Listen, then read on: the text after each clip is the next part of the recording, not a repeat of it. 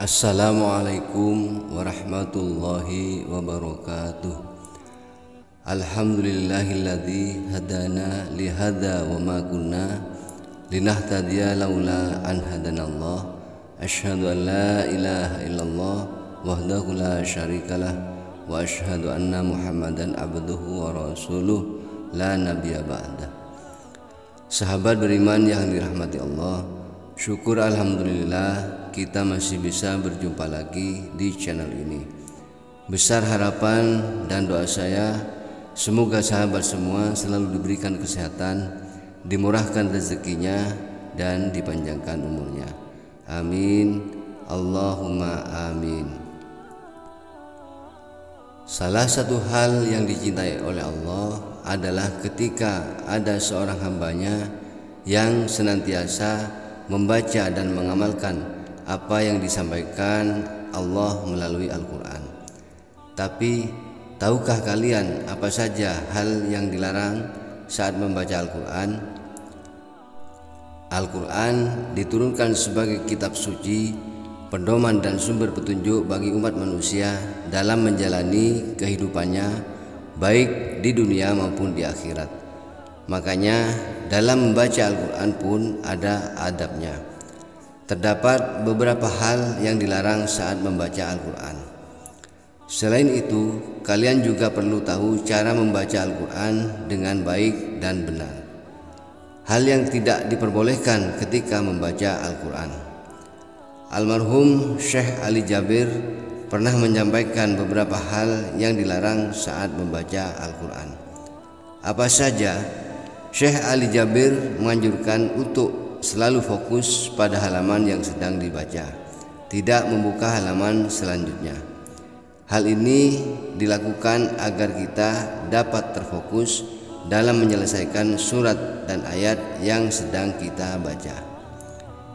Dicontohkan ketika ada seseorang yang sedang membaca Al-Quran, di tengah ayat yang ia baca kemudian ia membuka halaman selanjutnya, maka yang terjadi adalah ia akan terdistraksi setelah mengetahui bahwa surat dan ayat yang ia baca masih banyak.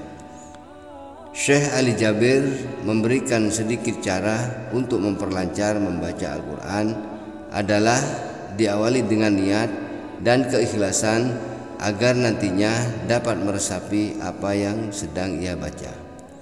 Berikut adalah beberapa cara yang dapat Anda terapkan untuk dapat membaca Al-Quran dengan baik dan benar. 1. Mengenal huruf hijaiyah. Cara pertama adalah dengan mengenal huruf hijaiyah terlebih dahulu, sama halnya dengan pertama kali kita belajar bahasa Indonesia, di mana huruf yang kita pelajari berjenis abjad.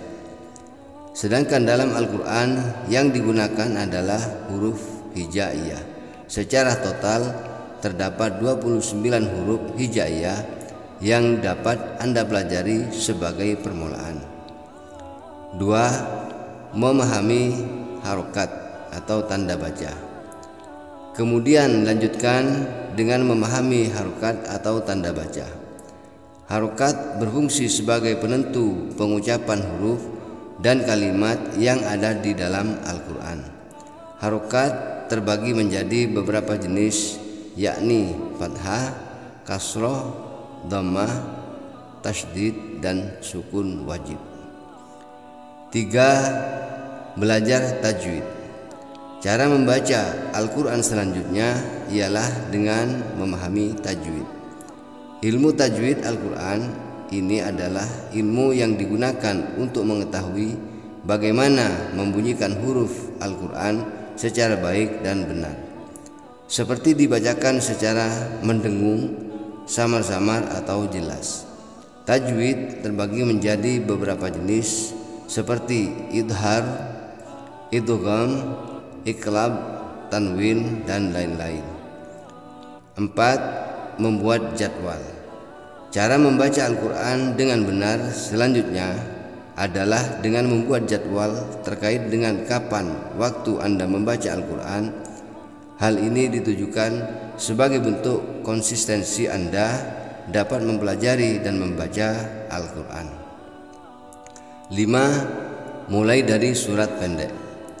Langkah paling mudah untuk mulai belajar membaca Al-Quran adalah dengan cara dimulai dari surat-surat pendek terlebih dahulu, selanjutnya bertahap sampai pada surat paling panjang. 6. Mencari guru. Cara membaca Al-Quran dengan benar yang terakhir adalah dengan cara mencari guru. Hal ini dikarenakan kita membutuhkan pembimbing untuk dapat mempelajari, membaca, dan menghafal Al-Quran.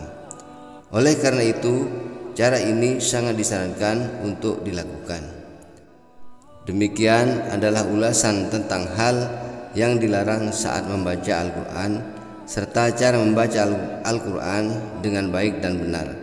Semoga dapat membantu Anda yang ingin memulai belajar membaca Al-Quran. Demikian yang dapat saya sampaikan pada kesempatan kali ini. Lebih dan kurangnya mohon maaf yang sebesar-besarnya.